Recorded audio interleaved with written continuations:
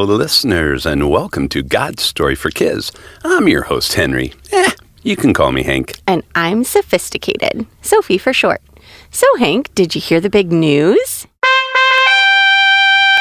The big news? What big news? The big world record that was set. Oh, are you talking about the biggest bubblegum bubble ever blown? Is there a new world record? I don't think so. What's the old record? In 2004, a guy named Chad used 3 pieces of double bubblegum to blow a bubble that was 20 whole inches across. What? That's huge. I know. It's about the size of a big watermelon. Wow, that's really cool. But that's not what I was talking about. It sounds like that's something that happened almost 20 years ago. Oh, well, maybe it's time for me to break that record then, don't you think? Anyway, what were you talking about, Sophie? The record I was talking about is even bigger. It's as big as the whole world. Whoa! Tell me, what is it? Okay, so there's this guy named Thor. Thor? Like the Avenger? He's not an Avenger, but he did do something really cool. Just this year, he completed a trip around the world. That is really cool, but I don't think that's a record, Sophie. Other people have done that too. Well, what makes Thor's trip around the world a record breaker is that he's the first person to visit every single country in the whole wide world, and he did it all without flying. Say what? Whoa! How did he do that? He took boats, taxis, buses, trains. He even walked some of it. Well, how long did it take him? He planned for it to take about 4 years, but it ended up taking 10. 10 years? Wow! Talk about commitment. No kidding. I have another question, Sophie. Well, a few questions, actually. What's on your mind, Hank? Where did Thor sleep at night? And how did he have enough money to eat? And what did he do if he got sick? Those are some good questions, Hank. Sometimes he paid for a place to stay. Sometimes he was invited into someone's home.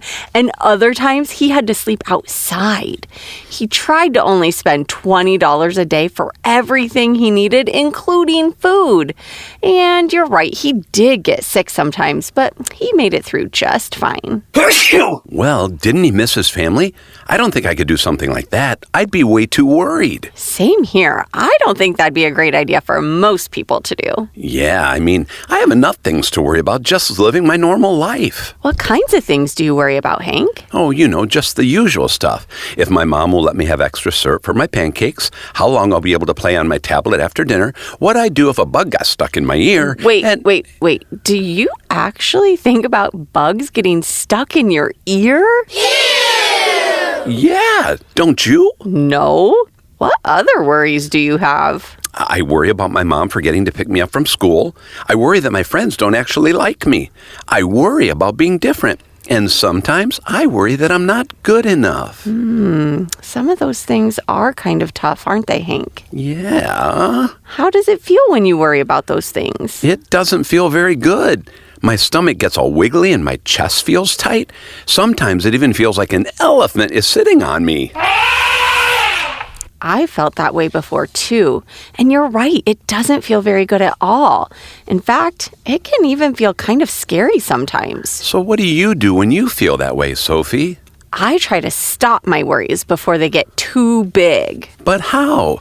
Let me guess. You think about the Bible. Yes, that's exactly where I start. Hooray! I think about 1 Peter 5:7, and I've read it so many times when I start to worry that I basically have it memorized by now. What does it say? It says, give all your worries and cares to God, for He cares about you. Give all your worries to God? That's easy for Peter to say. What did he have to worry about? He was one of Jesus' best friends. Peter had lots of things to worry about. Like what? Well, one thing would be that Peter denied that he even knew Jesus when Jesus was going through some of the hardest moments of his life. Whoa, that's a pretty big deal. Yeah, but that's not all. Peter did a lot of great things, but he also got quite a few things wrong along the way, too. And Jesus still loved him? Yes. Peter knew Jesus very well, and Jesus knew Peter even better.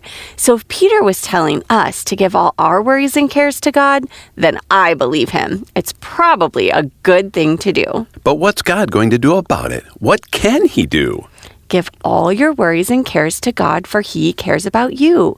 If God cares about us, and he does, then we can trust he's going to help us. Maybe that will mean he'll bring a Bible verse to mind to help calm us down.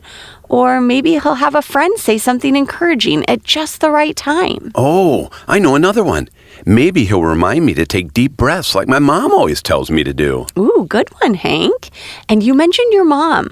Lots of times God shows us love through the people he puts in our lives to take care of us. For some of us, it's a mom, dad, grandma, grandpa, uncle, or aunt. For others of us, it's a family friend or someone else we love. Those would be great people to talk to if you're feeling worried too. Well, I wonder, what do you do when you have a worry, listeners? Read the Bible.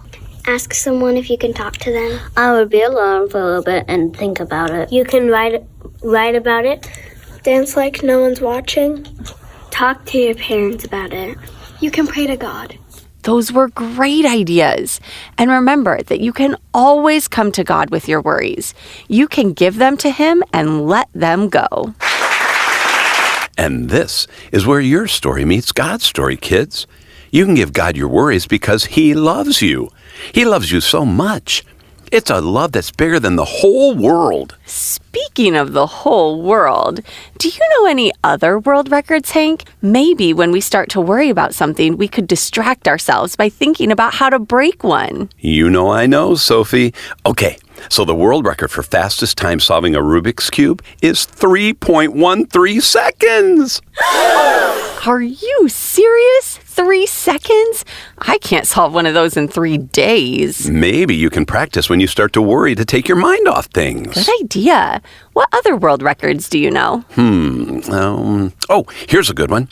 Guess the record for most hula hoops spun at the same time. 12? Not even close. Guess again. 72? Nope again. The right answer is 200 hula hoops.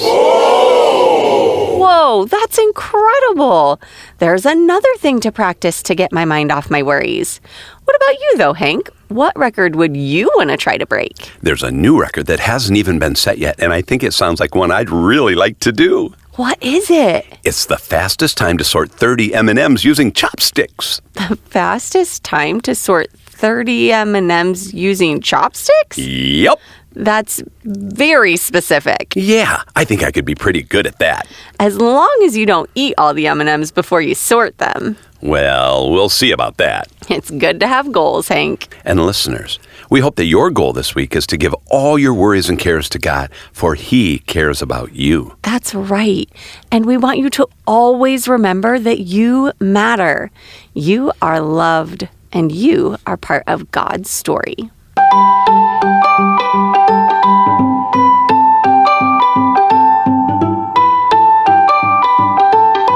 God's Story for Kids. Thanks for joining us for this week's episode of God's Story for Kids. It's easy to find us here each week by hitting the subscribe button and then let your friends know how much you love it. And if you're looking for more ways to plug into Lutheran Church of Hope's annual theme, the whole Holy Bible in a year, check out our website for weekly family devotions and other resources for kids and adults. And if you're local, we hope to see you at Hope Kids on weekends and Wednesdays. We'll see you next week. God loves you.